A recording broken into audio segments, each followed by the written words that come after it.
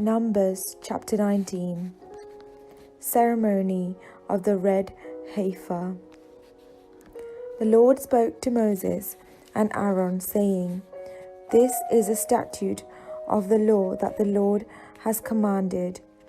Tell the Israelites to bring you a red heifer without defect, in which there is no blemish, and on which no yoke has been laid.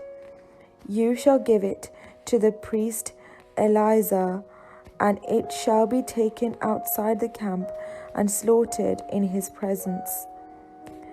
The priest Eleazar shall take some of its blood with his finger and sprinkle it 7 times towards the front of the tent of meeting. Then the heifer shall be burnt in his sight, its skin, its flesh, and its blood, with its dung, shall be burned. The priest shall take cedar wood, hyssop, and crimson material, and throw them into the fire in which the heifer is burning. Then the priest shall wash his clothes and bathe his body in water, and afterwards he may come into the camp. But the priest shall remain unclean until evening. The one who burns the heifer shall wash his clothes in water and bathe his body in water. He shall remain unclean until evening.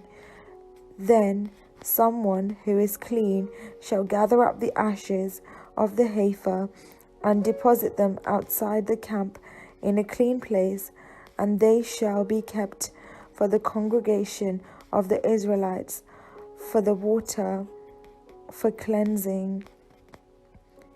It is a purification offering.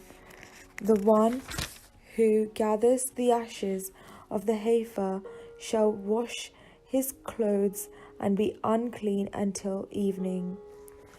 This shall be a perpetual statute for the Israelites and for the alien residing among them.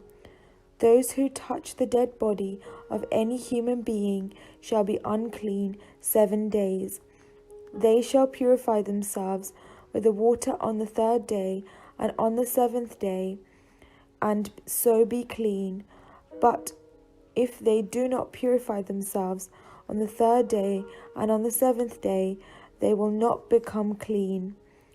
All who touch a corpse, the body of a human being who has died, and do not purify themselves, defile the tabernacle of the Lord. Such person shall be cut off from Israel. Since water for cleansing was not dashed on them, they remain unclean. Their uncleanness is still on them. This is the law. When someone dies in a tent, everyone who comes into the tent and everyone who is in the tent shall be unclean 7 days. And every open vessel with no cover fastened on it is unclean.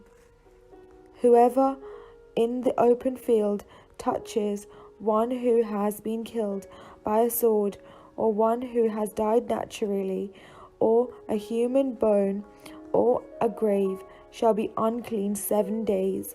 For the unclean they shall take some ashes of the burnt purification offering, and running water shall be added in a vessel. Then a clean person shall take hyssop, dip it in the water, and sprinkle it on the tent, in all the furnishings, and the persons who were there, and on whoever touched the bone, the slain, the corpse, or the grave. The clean person shall sprinkle the unclean ones on the 3rd day and on the 7th day, thus purifying them on the 7th day. Then they shall wash their clothes and bathe themselves in water, and at evening they shall be clean. Any who are unclean but do not purify themselves, those persons shall be cut off from the assembly, for they have defiled the sanctuary of the Lord. Since the water for cleansing has not been dashed on them, they are unclean. It shall be a perpetual statute for them. The one who sprinkles the water for cleansing shall wash his clothes, and whoever touches the water for cleansing shall be unclean until evening. Whatever the unclean person touches shall be unclean, and anyone who touches it shall be unclean until evening.